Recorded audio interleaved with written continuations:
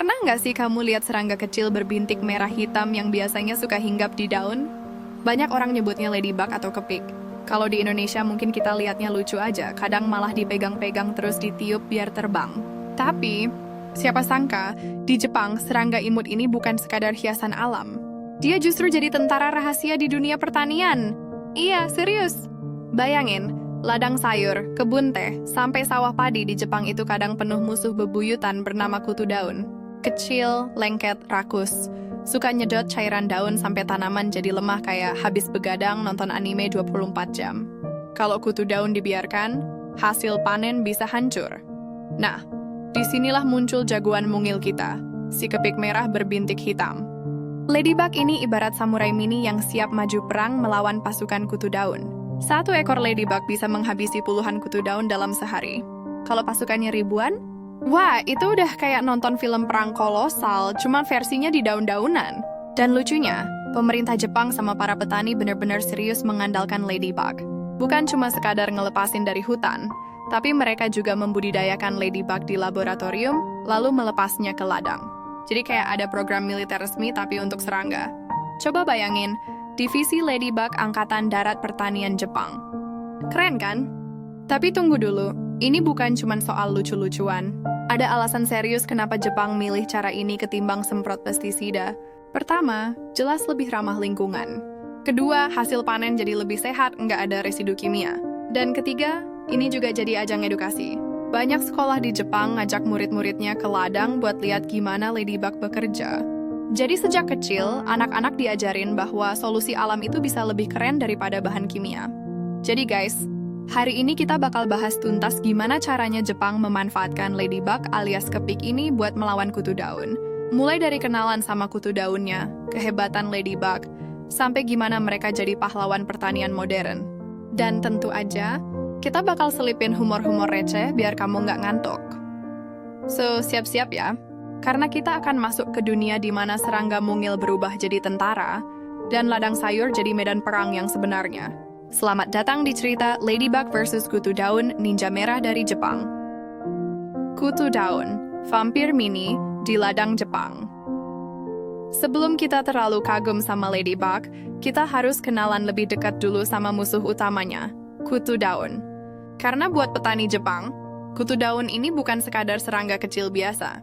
Mereka adalah pasukan vampir mini yang bikin banyak tanaman jadi korban. Kutu daun bentuknya kecil banget, ukurannya cuma 1 sampai dengan 3 mm.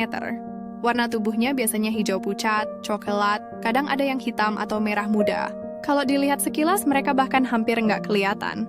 Tapi jangan salah, justru karena kecil dan pandai sembunyi di bawah daun, mereka bisa menyerang diam-diam tanpa ketahuan. Yang bikin mereka ditakuti adalah gaya hidupnya.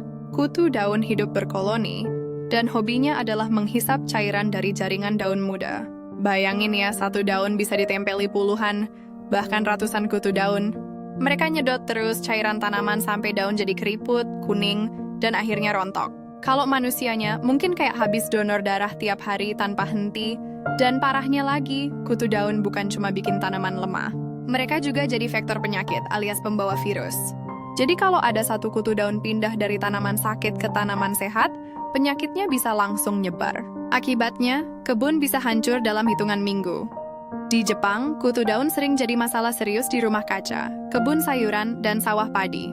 Tanaman paprika, timun, tomat, dan bahkan teh hijau Jepang semuanya bisa kena serangan. Musim semi adalah waktu favorit mereka. Saat suhu mulai hangat, daun-daun muda bermunculan, dan kutu daun pun berpesta pora. Ibarat restoran all you can eat baru buka, mereka langsung antrean panjang di tiap daun. Kamu tahu apa yang lebih menyeramkan dari kutu daun? Cara mereka berkembang biak. Kutu daun punya trik khusus, bisa bereproduksi tanpa kawin alias parthenogenesis. Jadi betina bisa langsung melahirkan kutu daun betina lain yang langsung aktif. Hasilnya, populasi mereka bisa meledak dengan kecepatan yang bikin pusing. Bayangin, dalam beberapa minggu, jumlah mereka bisa ribuan kali lipat. Nggak cuman itu, beberapa kutu daun juga punya sayap. Kalau makanannya di satu tanaman habis, sebagian akan tumbuh sayap lalu terbang mencari tanaman lain. Jadi serangan mereka bisa nyebar ke seluruh kebun dengan cepat. Mereka itu kayak pasukan vampir kecil yang bisa berubah jadi drone terbang untuk menjajah wilayah baru. petani Jepang tentu saja nggak tinggal diam.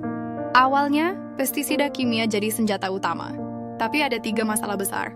Pertama, residu kimia berbahaya untuk konsumen. Jepang itu negara dengan standar pangan super ketat, jadi nggak bisa sembarangan. Kedua, pestisida itu mahal. Kalau terus-menerus dipakai, biaya produksi naik dan keuntungan petani turun. Ketiga, dan ini yang paling bikin frustrasi, kutu daun bisa kebal terhadap pestisida. Setelah beberapa generasi, pestisida yang dulu ampuh jadi nggak mempan lagi. Jadi bisa dibilang kutu daun adalah lawan yang licik. Mereka kecil tapi rakus, bisa menularkan penyakit, berkembang biak super cepat, dan pintar beradaptasi. Kombinasi sempurna untuk bikin pusing kepala petani.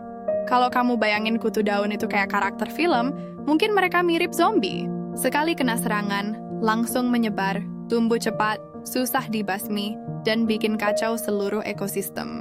Bedanya, zombie menyerang manusia, kutu daun menyerang tanaman.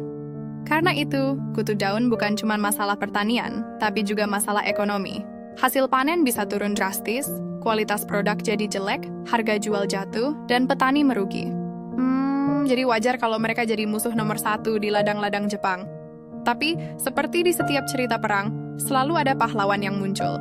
Dan di sini pahlawan itu adalah Ladybug, serangga kecil berbaju merah yang siap memburu kutu daun satu persatu. Kalau kutu daun adalah vampir mini, maka Ladybug adalah pemburu vampir yang selalu lapar.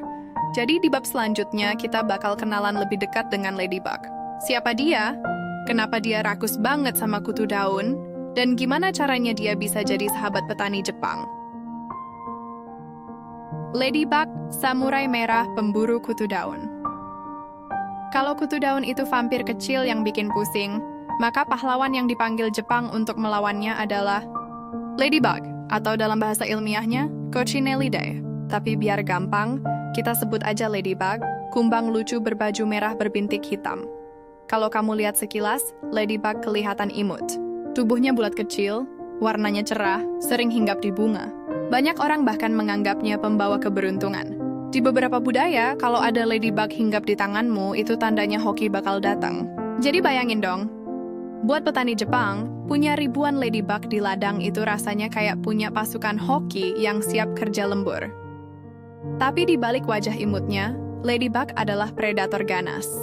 Mereka itu mesin pembunuh kutu daun versi mini. Seekor Ladybug dewasa bisa melahap hingga 50 kutu daun per hari. Kalau sekeluarga Ladybug hidup di satu tanaman, dalam seminggu koloni kutu daun bisa habis dibabat. Bahkan larva Ladybug, yang bentuknya mirip ulat kecil agak aneh, justru lebih rakus lagi, mereka bisa makan 2 kali lebih banyak dari induknya. Kenapa Ladybug suka banget sama kutu daun? Jawabannya simpel, itu makanan bergizi tinggi buat mereka. Kutu daun penuh dengan cairan manis dari tumbuhan, jadi sumber energi yang sempurna. Ibaratnya, buat Ladybug, kutu daun itu fast food all you can eat. Sekarang bayangkan skenario di ladang Jepang. Tanaman mulai diserang kutu daun. Daun menguning, petani cemas. Lalu dilepaslah pasukan Ladybug.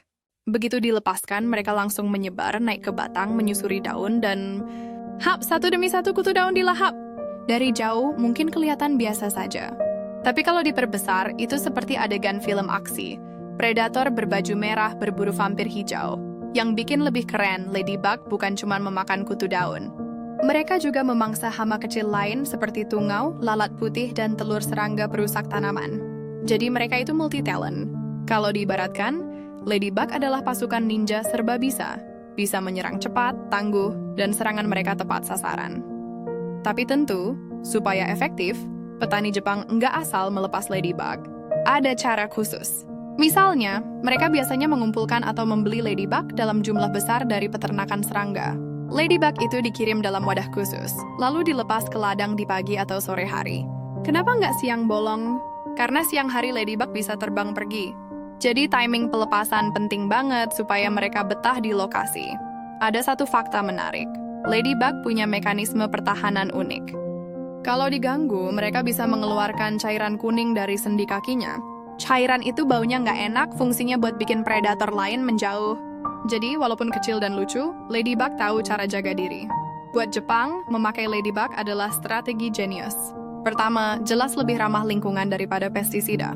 Kedua, lebih murah dalam jangka panjang. Ketiga, hasil panen jadi lebih sehat karena minim residu kimia. Ini penting banget di Jepang, di mana konsumen sangat peduli dengan kualitas makanan. Selain itu, ada aspek edukasi. Banyak sekolah di Jepang mengajarkan anak-anak tentang ekosistem alami dengan cara memelihara ladybug. Anak-anak belajar bahwa serangga kecil bisa jadi pahlawan penting dalam menjaga tanaman. Jadi, ladybug bukan cuma penyelamat ladang, tapi juga guru mini yang mengajarkan tentang keseimbangan alam. Kalau kutu daun kita ibaratkan zombie, maka ladybug adalah pemburu zombie. Mereka kecil, gesit, nggak kenal takut, dan selalu lapar. Tanpa mereka, ladang Jepang bisa hancur. Dengan mereka, tanaman bisa tumbuh subur. Dan inilah alasan kenapa ladybug dianggap pahlawan nasional di dunia pertanian Jepang. Mereka bukan sekadar serangga cantik untuk difoto, tapi benar-benar prajurit garis depan dalam perang melawan hama. Dan begitulah teman-teman, dari tadi kita udah jalan-jalan jauh ke ladang-ladang Jepang. Kita udah lihat musuh bebuyutan, si kutu daun, vampir mini yang rakus dan licik. Kita juga kenalan sama jagoan mungil, si ladybug berbaju merah, yang ternyata bukan cuma imut tapi juga predator tangguh. Kalau dipikir-pikir, ini luar biasa ya. Seekor serangga kecil bisa memberikan dampak sebesar itu. Dari menyelamatkan panen, menjaga keseimbangan alam, mengurangi pestisida, sampai jadi guru mini buat anak-anak sekolah. Semua itu menunjukkan satu hal penting. Alam sebenarnya sudah punya solusi. Kita hanya perlu belajar cara bekerja sama dengannya, bukan melawannya. Ladybug mungkin kecil, tapi kalau jumlahnya ribuan, mereka bisa jadi tentara yang tak terkalahkan. Sama seperti kita manusia. Sendirian mungkin lemah, tapi kalau bersama-sama, bisa jadi kekuatan besar yang mengubah dunia. Jepang memberi kita contoh bahwa pertanian modern bukan harus selalu bergantung pada bahan kimia atau teknologi canggih. Kadang, jawabannya ada di makhluk kecil yang sudah ada di sekitar kita selama jutaan tahun. Jadi, mungkin sekarang kalau kamu melihat seekor ladybug hinggap di daun atau di tanganmu, jangan langsung ditiup pergi. Ingatlah, dia adalah pahlawan kecil yang sedang atau mungkin akan menyelamatkan tanaman-tanaman dari hama. Dan siapa tahu itu juga pertanda hoki buat kamu. Oke, sampai di sini dulu cerita kita tentang ladybug versus kutu daun, samurai merah dari Jepang. Semoga setelah nonton ini, kamu nggak cuma dapat hiburan, tapi juga ilmu baru tentang betapa berharganya setiap makhluk di alam, sekecil apapun mereka. Kalau kamu suka video ini, jangan lupa like, share, dan subscribe. Karena masih banyak cerita menarik dari dunia hewan, tumbuhan, dan strategi unik berbagai negara yang bisa bikin kita semakin kagum pada bumi ini.